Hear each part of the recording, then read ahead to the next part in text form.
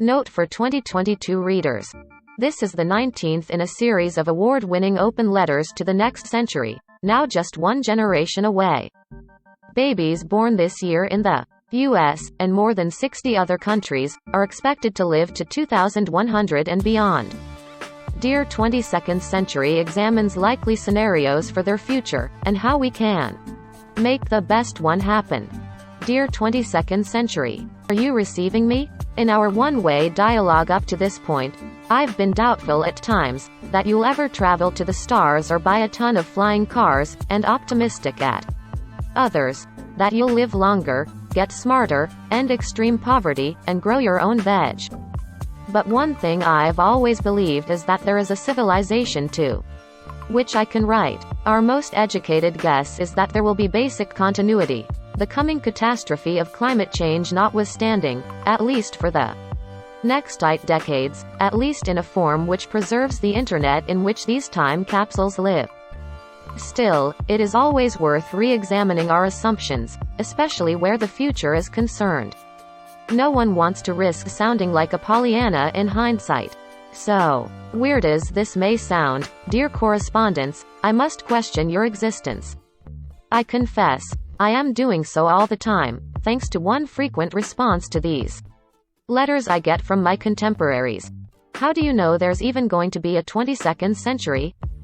My age is one where apocalyptic fears are never far from the surface. Perhaps yours is, too. Perhaps it's just part of the human condition to always imagine our grisly end. Personally, I developed a perverse fascination for potential ends of the world in childhood. I grew up in the 1980s, in the twin shadows of the Cold War and Chernobyl, then converted my nuclear phobia to climate phobia in the early 1990s. In 1995, the movies Outbreak and 12 Monkeys put pandemics in my nightmare rotation. In 1998, Deep Impact and Armageddon added the fear of asteroid impacts. Then the tragedy of 9/11 rolled around, and I saw a traumatized nation lose its mind for years. The U.S. shed trillions of dollars and thousands of lives, fighting a supposed threat that was, it turned out, vanishingly small. On average, far more Americans lose their lives every year to unsecured furniture. Thanto-terrorism. My instinct was to redress the balance in the media, which, according to one analysis, was overrepresenting terrorism as a cause of death be a factor of 4,000, by writing about the true civilization-ending threats I'd long feared. But every time I did so, I found my nightmare ends of the world had also been overhyped. And that was before we entered a pandemic that, though truly deadly and fundamentally disruptive, will likely kill far less than 0.1% of all 7.8 billion people currently on the planet. Climate change can and will do much, much worse than that, but good luck finding a climate scientist who believes it will literally destroy civilization, even in our worst case scenario for your century. Which is, by the way, getting better, because we keep making small improvements in the right direction. As for asteroids, well, we've logged everything in the neighborhood that could wipe us out, and the only one with as much as a 0.3% chance of hitting won't arrive until 2880. I'll have to remember that one for my forthcoming series, Dear 29th Century. Why isn't this more widely known? Why did many news outlets just this month hype the threat of an asteroid that was never going to come near Earth?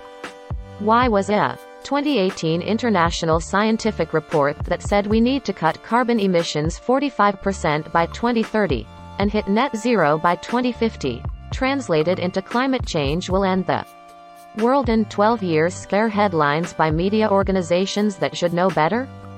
When that raft of stories hit, one Washington lobbyist lamented that the same lawmakers who once denied climate change on Capitol Hill were now justifying inaction because the world is ending anyway.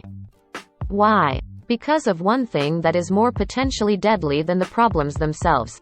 The attitude that author Rebecca Solnit calls naive cynicism. Even in the face of evidence that activism works, getting a single oil pipeline shut down, say, plenty of people in my era seem to take a preemptive it's all fucked, so why bother approach. The shift back to failure is a defensive measure, Solnit writes. Naive cynicism is, in the end, a technique for turning away from the always imperfect, often important victories that life on Earth provides, and for lumping things together regardless of scale. So for the rest of this letter, let's take seriously threats that could, in theory, kill off humanity at scale. But let's keep our sense of scale about each one, as we should have done about terrorism, and remind ourselves that science and ingenuity can and have seen off a lot of genuine threats to our species so far. Here are the threats that count as existential risks, in reverse order of their likelihood of murdering multiple billions before the 21st century is out. 1. Asteroids. As of late 2021, Deep Impact and Armageddon have company in the movie-loving public consciousness. Adam McKay's satire Don't Look Up shows a celestial body hurtling towards Earth, and a disintegrating culture that can't get it together to believe or care enough. It was received as the director intended, as a metaphor for our current epidemic of basic science denial. The choice of metaphor was ironic, however. Humanity has actually, quietly, done a fantastic job at tracking large rocks and their orbits over the past few decades. Thanks in large part to NASA's SpaceGuard survey, we can cross the extinction-level asteroid fear off our list for many centuries to come. We've discovered everything out there that's larger than 1 kilometer across, astrophysicist Michael Bush told me in 2018. Anything smaller than a kilometer would only cause regional destruction. Which is not to say we shouldn't look up. We absolutely should. There are plenty of rocks out there that could potentially annihilate a large populated area. Spotting all the 100-meter-plus wide city killers are the next frontier for telescope watchers. The largest impact in recorded history, an explosion that leveled 500,000 acres of Siberian forest in 1908, is now thought to have been caused by a 200-meter-wide asteroid or comet. We're discovering about 3,000 of these puppies per year, and a new NASA monitoring system expects an uptick in that number, so we should have them all tagged by the time you come along. You're welcome. Bottom line. We're really good at orbital math, and there's just a lot of empty space out there, which is why we can be sure that Elon Musk's tiny space-bound Tesla Roadster won't collide with any planet for the next million years. Those fears of a 10-kilometer rock like the one that killed the dinosaurs, well, as far as you and I are concerned, they belong with the dinosaurs. 2. Pandemics. As I noted in the wake of HBO Max's series, Station 11 may be the last great pandemic ends the world story. Even the author of the book on which it was based, Emily St. John Mandel, has admitted her fictional flu could not actually spread in the way she depicted. The virus would have burned out before it could kill off the entire population, Mandel noted calmly as COVID-19 began its troubling journey around the world. While we should expect more pandemics in my century and yours, Mandel was right. Viruses seem to have a tough evolutionary row to hoe. They can be extremely deadly like Ebola, with an average fatality rate of 50%, and kill their hosts before they can spread far and wide, or they can be relatively mild and infect millions of hosts, like COVID-19 and its mutations, which is much more effective at causing some form of long COVID damage, which one paper estimates in the region of 100 million cases so far, or nearly a quarter of total infections, and in crippling our healthcare systems, than in actually killing us, 5.67 million deaths and counting. It's hard for a virus to kill fast if it also wants to spread. Not impossible. Ongoing human encroachment into the natural world could easily churn out so nasty new mix of animal diseases, like the 1918-9 pandemic, which likely began on a pig farm in Kansas that was on the flight path for migratory birds. But even if a virus hits the mutation lottery, combining extreme deadliness with a 30-day incubation period, say, it has to face an increasingly wily human. Just look at what we did to slow COVID-19. An unprecedented amount of masking and social distancing that saved millions of lives in 2020, compared to 1918. when San Francisco was one of the few cities to try a mask mandate, and authorities failed to keep it in place, followed by safe and effective vaccines developed at unprecedented speed. Then the largest health campaign in history fully vaccinated half the planet in 1 year. There was shameful inequality in the distribution. Much of Africa will remain without vaccine doses until 2023, as well as surprising success stories. Brazil is now more vaccinated than the US, thanks to our old friend the universal healthcare system. Regardless, the world seems on high alert. When the next pandemic arrives, be it in my time or yours, the human race is ready. Our medical community is already debating how to fix the mistakes and systemic weaknesses revealed by COVID. We're looking at what worked and what didn't with COVAX, a well-intentioned, first-of-its-kind international effort to distribute vaccines to developing nations. By your century's first pandemic, we would hope that, and not vaccine hoarding by rich nations, is the norm. Who knows, maybe you'll even convince the scientifically challenged minority that a little research is a dangerous thing, especially the kind gleaned from online grifters. 3. Population growth. I arrived too late for the great population growth scare of the 1970s. It was driven by the 1972 report The Limits of Growth, which claimed we'd hit the limit of human resources by the 21st century, and was widely criticized for using a wildly pessimistic computer model. The report sold like crazy regardless. You'll never go broke predicting the end of the world as we know it, and it remains a vague background fear for the naive cynics of the 2020s. Population prophets have been predicting doom ever since Thomas Malthus, an 18th-century thinker who believed in forced sterilization of the poor. Thanos, the villain of several Marvel movies, remember those? Had a similarly sinister outlook. But Malthusian fears of too many mouths to feed never came to pass. Because agriculture has always kept pace. As it did in the Green Revolution that tripled crop production around the world, right around the time the limits of growth team was feeding incorrect figures into its computers.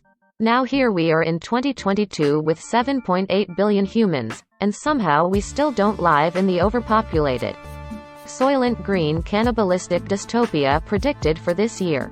While world population keeps growing, its pace is slowing, so much so that our prediction for the number of humans on the planet in your century keeps getting revised downwards. Our current best guess, somewhere in the 10 to 11 billion range, and dropping steadily thereafter. Urbanization and the education of women are sending birth rates plummeting all over the globe. Already, according to the UN, half the world's population live in countries where fertility rates are below the replacement rate. What about the opposite fear? That fertility rates will drop to zero everywhere at once, the Children of Men scenario.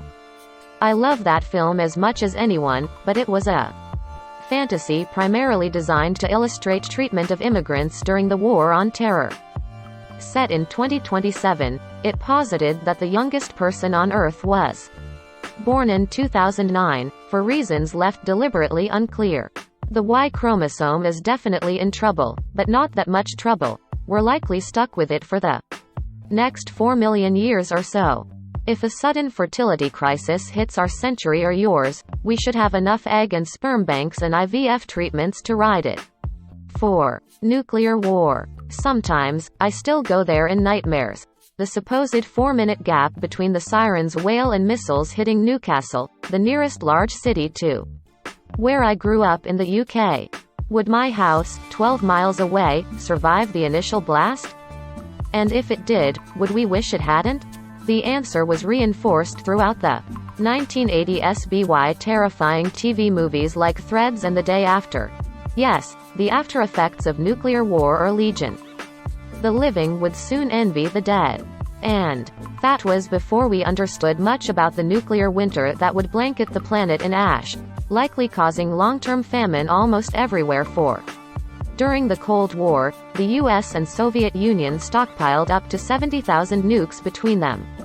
Since then, various agreements, including the New START Treaty of 2021, have helped slash the world's total to 13,000, all but 1,000 of them held by the US and Russia. This would have sounded like an unimaginable utopia when I was a kid, back when every prediction for the 21st century suggested that at least a few nukes would have been fired in anger by now. Let's be clear. That is still way too many nuclear weapons, enough to wipe out humanity many times over if they were all launched. We still have way too much launch authority vested in too few people, a fact that troubled my sleep from January 2017 to January 2021. But the world managed to survive a U.S. president who had to keep asking his generals why he shouldn't consider using nukes for all kinds of purposes, including attacking an incoming hurricane. When it came to war, the doctrine of mutual assured destruction kept even Donald Trump in check. Will that doctrine hold throughout the 21st century? Will North Korea fire off its arsenal on a whim? Will India and Pakistan blunder into war? Will the US, Russia, or China send birds flying, perhaps with Ukraine or Taiwan providing the flashpoints? Your existence depends entirely on the leaders of nuclear-armed countries, and everyone in their chains of command, knowing in their bones that even a small exchange could ultimately destroy us all. We survived this century's Trump. We may not be so lucky next time. In other words, every generation may need to film its own threads in order to ensure it never happens. Ongoing nuclear nightmares for all of us would be an unfortunate, but possibly necessary, side effect. 5. Climate change. I outlined the dangers of what you may well call the catastrophe in a previous letter. So let me not dwell too long on the floods, the famines, the droughts, the wildfires, the polar vortexes, the billion-plus climate refugees by mid-century, the wet bulb heatwaves so deadly they cook the internal organs of anyone unlucky enough to be without AC. These and other results of our failure to cut carbon emissions fast enough could be recent history to you. Or maybe not. Because here's the thing about our ongoing bout of global weirding, it will remain within our power to reduce its effects. We will always have the ability to make our next decade better or worse than the last one, says climate writer David Wallace Wells in his otherwise extremely pessimistic Summary of the Science, The Uninhabitable Earth, A Story of the Future. We're already making progress in ramping up renewables and drawing down fossil fuel use. The number of climate pledges from countries and companies mentioning 2035 as a date for full decarbonization would have been unimaginable just a few years ago. Shareholder revolts at oil giants, funding for mines and wells withdrawn around the world, coal plants shuttering ahead of schedule everywhere. Emissions may not have peaked yet, but our creaking supertanker of a civilization has started to turn in the right direction. It's already too late for us to save the 2030s from worsening climate change. Maybe it's even too late for the 2040s. But our actions now could help ease life in the 2050s and beyond, reducing the need for future leaders to authorize some risky mitigation strategy, like seeding the upper atmosphere with pollutants in order to reflect more of the sun's rays. Our climate modeling seems to be coalescing around a rise in the 3 degrees Celsius range by your century. That's not nothing, and I am not going to sugarcoat the possibility that 1 billion or more people may die from its direct and indirect effects in the interim. Already, as many as 8.7 million people die every year just from the particulate matter produced by fossil fuels. Even stretched out over a century, 1 billion deaths would be horrific, by far the greatest tragedy in history. One to be avoided and mitigated at all costs. 1.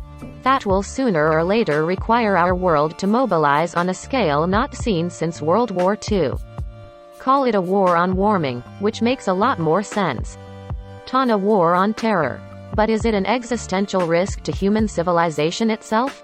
When asked this question outright, scientists say no. Even Kim Stanley Robinson, science fiction's most ardent climate change fighter, foresees a world where we change our motivations to make carbon sequestration economically viable for poor and rich alike by use of a carbon cryptocurrency.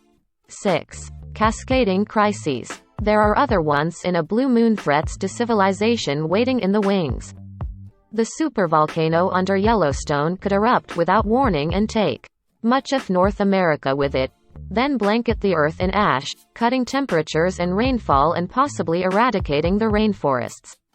One giant magnetic solar flare from the sun at just the wrong time could knock out electric grids around the planet, causing untold calamity.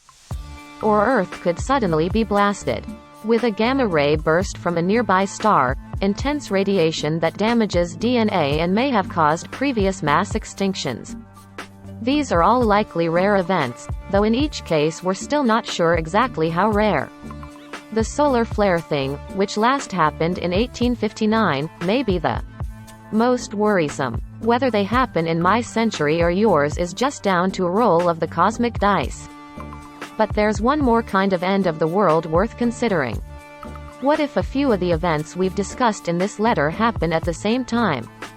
It has often been remarked that a city-leveling asteroid strike, had it happened during the Cold War, might have been misinterpreted as a nuclear attack and kick-started a general conflagration between the superpowers. It is not beyond the bounds of reason to imagine a bioengineered bug, a war, and a planetary drought all happening at the same time. Or for one of those to lead to a whole cascade of unfortunate consequences that tear the threads of civilization apart. Living in the midst of a supply chain crisis caused by COVID makes such things seem troublingly likely. I always deemed single-failure apocalypse tales to be simplistic, underrating our civilization's inherent resilience, the science fiction writer David Brin wrote in response to my Station 11 take. ID simplified the plot of his similar novel, The Postman, calling it a post-nuclear apocalypse scenario. In fact, as Brin pointed out, nuclear war merely took out 70% of the postman world's population. But it does wreck our deeply competent institutions, he added, so we become vulnerable to a triple whammy of following blows, disease and climate chaos, and finally onslaught by waves of ultra-right-wing militias, bent on recreating feudalism. What the worst males always have done, in rocky times. That it would take all four to blast everything down was a key point. Picture one possible cascading crisis, however, and it may lead you to seeing them wherever you turn. And then you have to wonder to what extent you're loading the dice, in the service of a perverse desire to imagine the worst.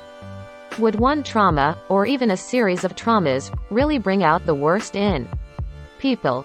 To the point where this interconnected web we call civilization, this decentralized knowledge network allegedly designed to survive nuclear war, would just fall away in a grand barbaric sweep? Rebecca Solnit offers a more compelling argument in A Paradise Built in Hell, her history of what actually happens in the wake of disasters such as the 1906 San Francisco earthquake, 9/11, and Hurricane Katrina. In each instance, people band together more for survival and comfort, not less. Invariably a kind of utopian culture develops for the duration of the crisis. As it did in 1906 in San Francisco, where rich and poor happily rubbed shoulders at Soup Kitchenson Golden Gate Park.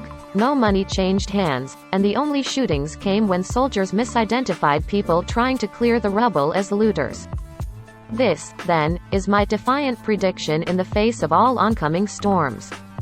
The worse our cascade of crises get, the more human compassion and ingenuity will be unleashed. We will follow the prehistoric programming outlined in 2021's most important book, The Dawn of Everything, and band together in tribes for mutual aid. The internet will go on, even in diminished form, powered by our ever-rising amount of solar and wind power. Civilization, stripped of the nonsense we've layered atop it, may feel more real than ever. Still, here's hoping we never have to find out what the truth of the matter is. Cascading crises are things I would not wish on my worst future enemy. Yours in anticipation of receipt. 2022.